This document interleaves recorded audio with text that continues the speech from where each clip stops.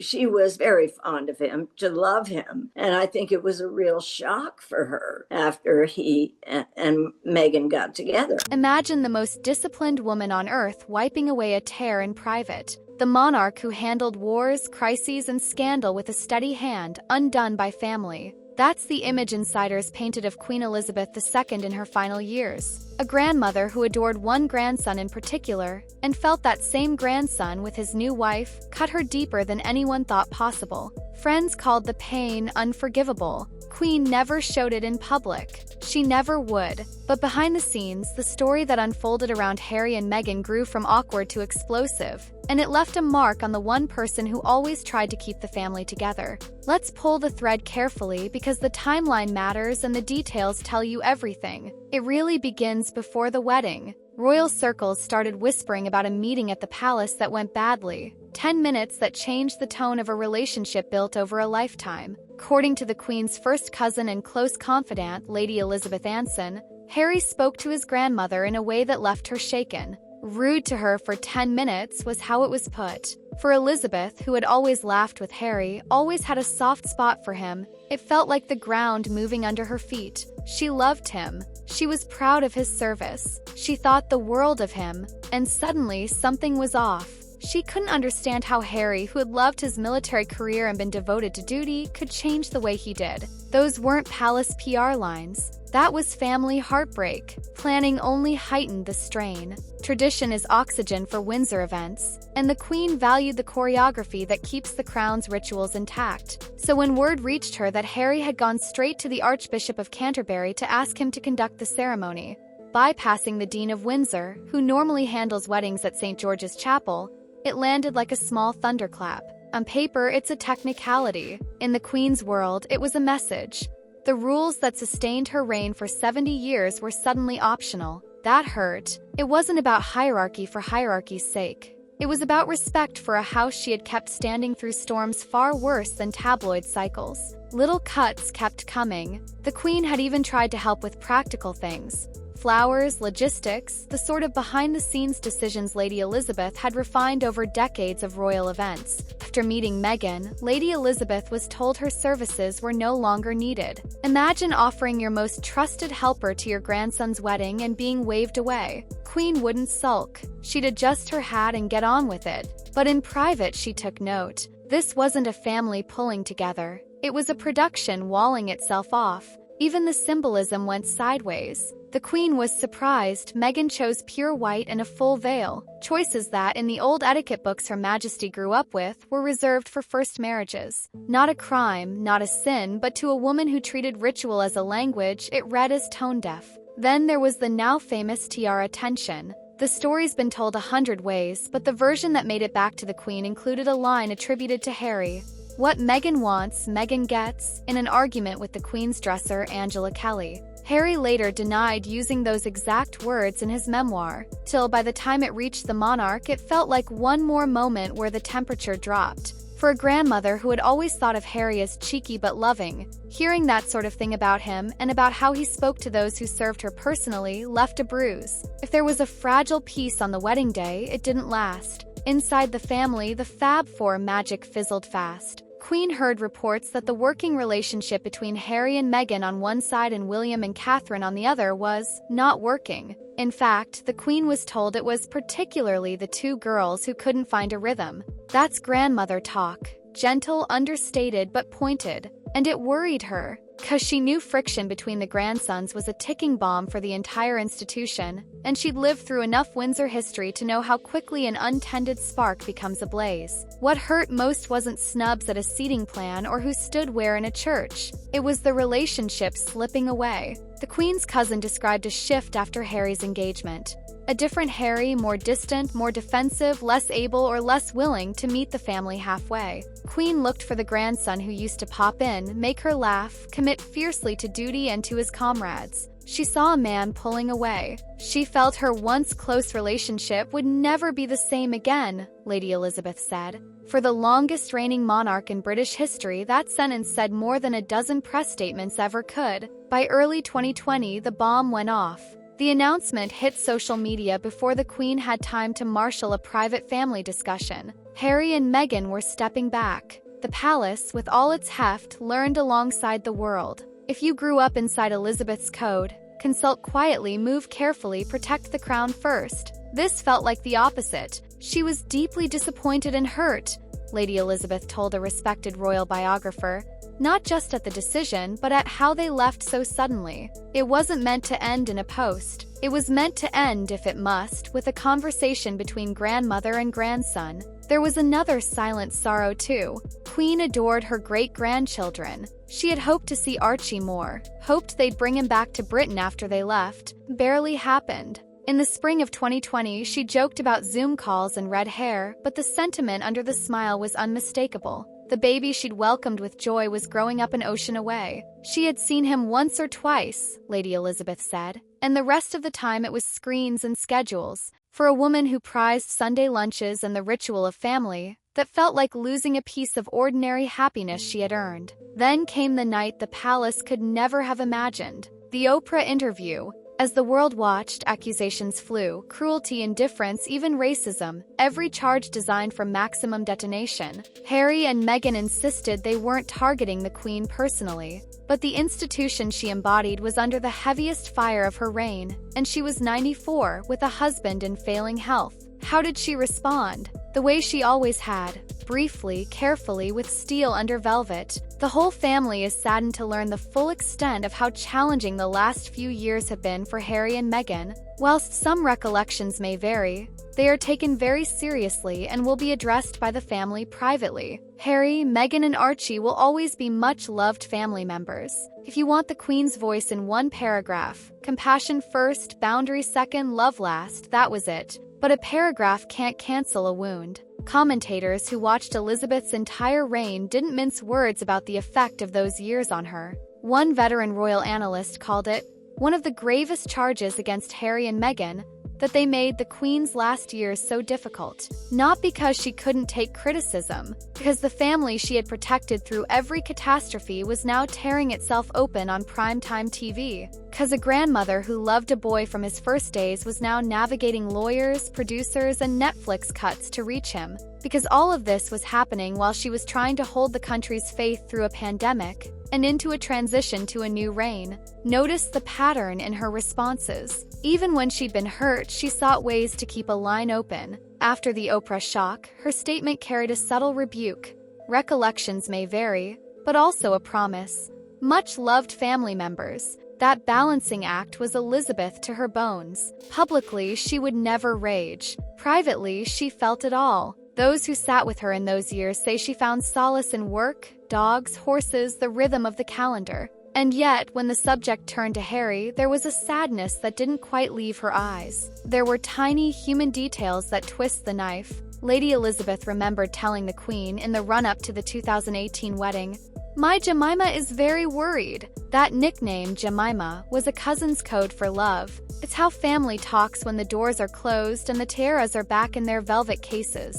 It tells you the Queen wasn't some distant boss overseeing a brand. She was a woman trying to keep her house together. She valued counsel. She listened to people who'd shepherded a dozen royal milestones. And when those people were pushed aside or ignored, she felt it as both sovereign and grandmother. It's also true the Queen was initially hopeful about Meghan's potential, especially in the Commonwealth. She could see the upside, a modern biracial duchess with a platform to connect beyond Britain's shores. But the reports that filtered back to her said the couple didn't do very much with the roles offered, and Meghan was impossible to help, resistant to mentoring that had eased other outsiders into royal life. Whether you buy every charge or not, the takeaway for the Queen was simple. Expectation collided with reality, and reality won. She had gambled on a fresh chapter that could carry the monarchy forward. What she got instead was a rift that eclipsed the promise. Even the little family frictions cut deeper than the public realized. There were dinner tables that felt colder.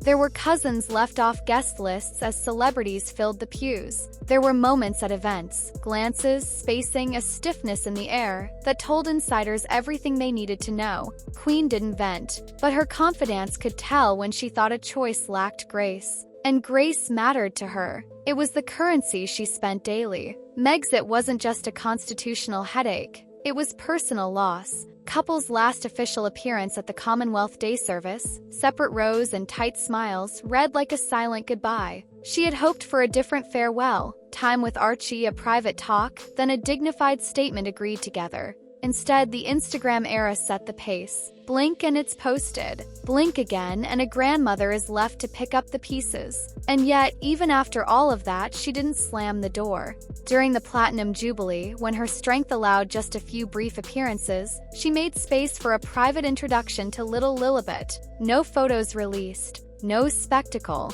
Just a great-grandmother meeting a child named for her. It was a fragile bridge laid across a canyon. The hope was that time could do what titles and protocols couldn't. Time ran out. In her last months, the Queen kept working. She welcomed a new Prime Minister 2 days before she died. Duty was oxygen right to the end. But anyone who knew her understood that the family chapter still hurt to read. She had spent her entire adult life holding 2 jobs at once. Head of state and head of family. One of those she could steer with iron discipline. The other depended on hearts that don't always listen to history. There's an easy, cynical version of this story. A powerful woman annoyed that 2 modern royals wouldn't play by her rules. The real version is more human, more tragic, and frankly more interesting. It's about a grandmother who saw a grandson slipping away. It's about a woman who believed in structure because structure had kept her world standing, and then watched that structure be mocked, challenged, or ignored by people she wanted to welcome. It's about feeling replaced by publicists, podcasts, and platforms that have no sense of what it took to keep a 1,000-year-old institution alive.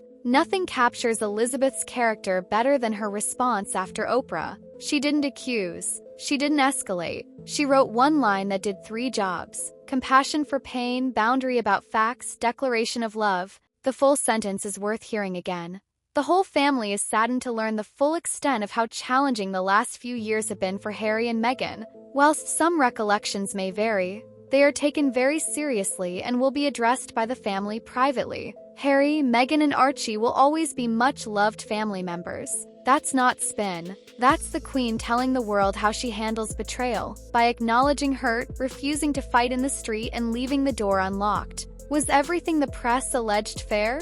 Course not. Rumor rode shotgun through this saga, but certain beats are now well documented. The pre-wedding rudeness happened, according to the Queen's cousin. Protocol bypass happened, by respected accounts. The hurt over the sudden departure was real, and the sadness about not seeing Archie was real. Even those who are sympathetic to Harry and Meghan admit the way it unfolded was brutal on a woman in her 90s who measured her days in duty. One commentator, not known for softness toward the palace, said the quiet part out loud.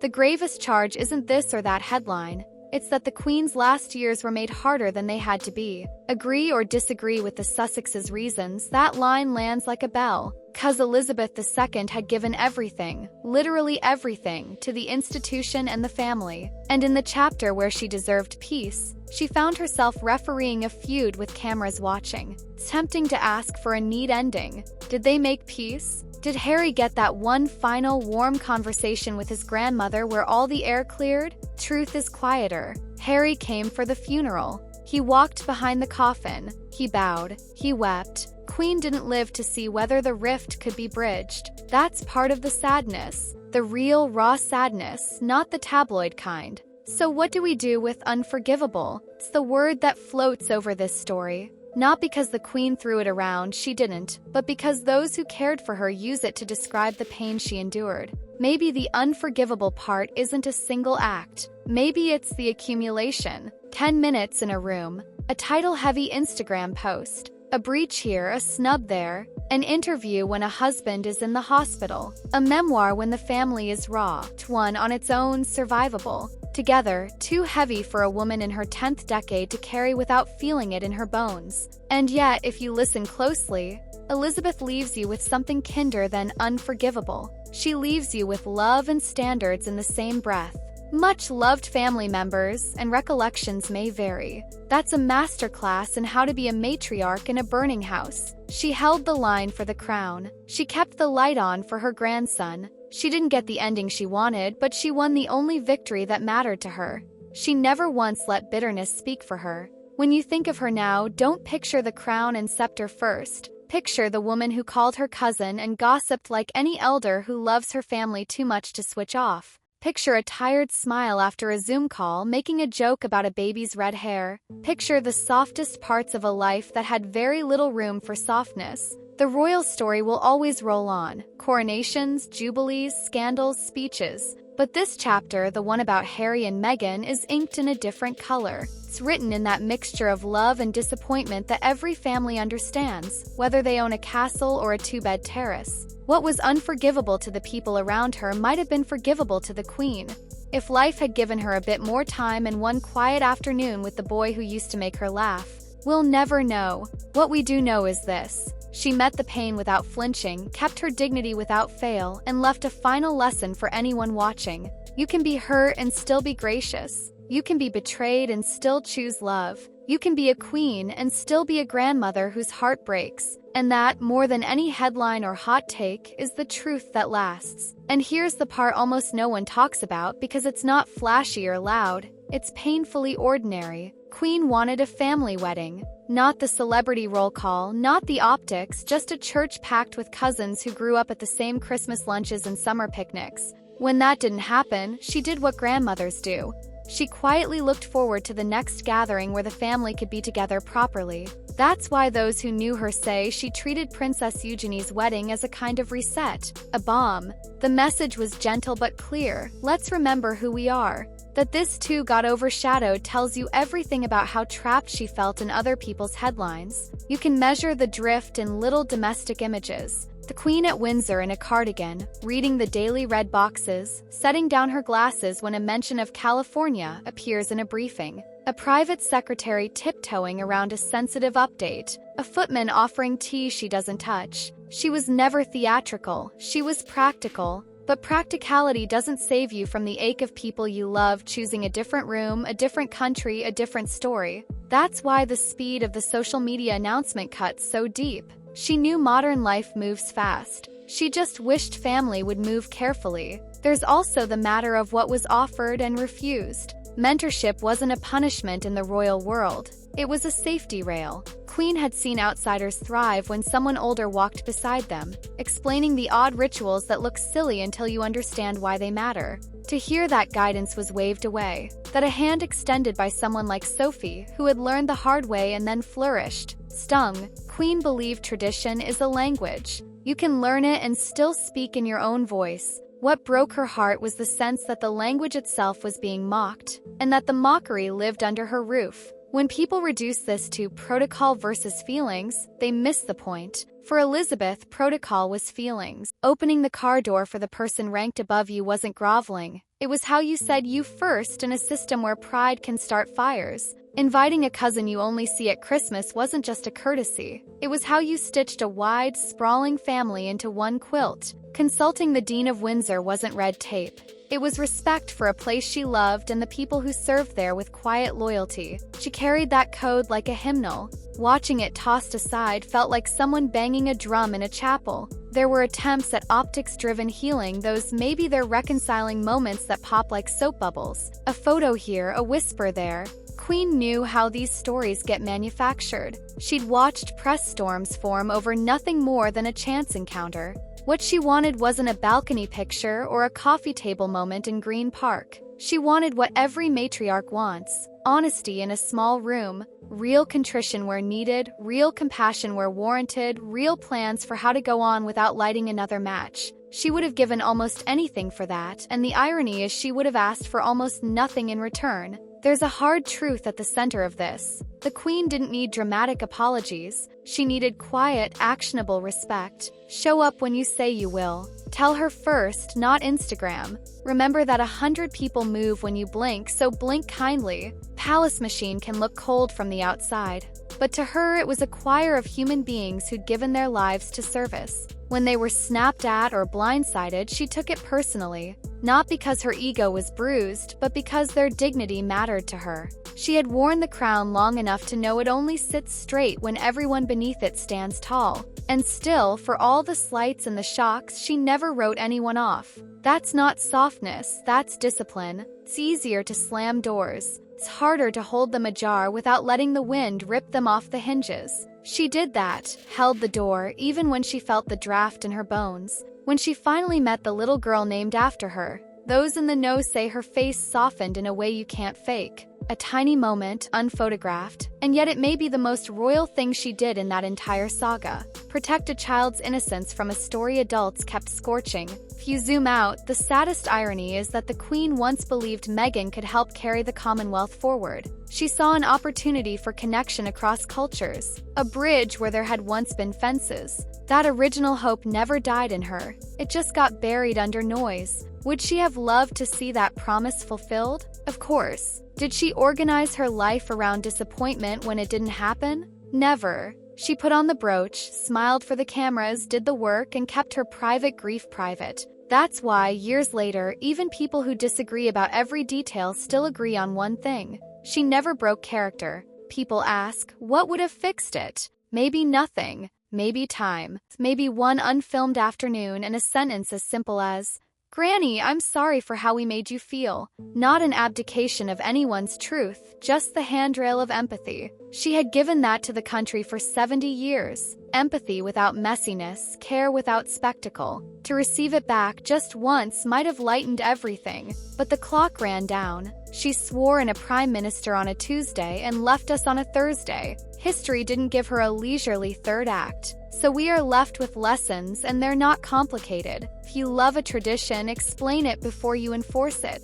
If you hate a tradition, learn it before you dismiss it. Tell the people who matter your news before you tell the world. Say the kind thing in private even if the sharp thing earns claps in public. And when someone much older asks you, wordlessly, to treat their life's work with care, treat it like a crystal glass, not a paper cup. Queen never asked for reverence. She asked for steadiness. In the end, steadiness was what she exemplified, even as the people she loved sometimes chose speed. That's why the word unforgivable lingers in the mouths of those who protected her. They saw the toll. They saw the nights when the palace went quiet and a light was still on. But if you listen past their anger, you can almost hear what she would say back to it. Forgiveness isn't an interview. It's a choice made quietly again and again until the noise dies down. She chose it more times than we'll ever know. She chose it because she believed duty without mercy hardens into pride. And families built on pride don't survive their storms. Remember her that way.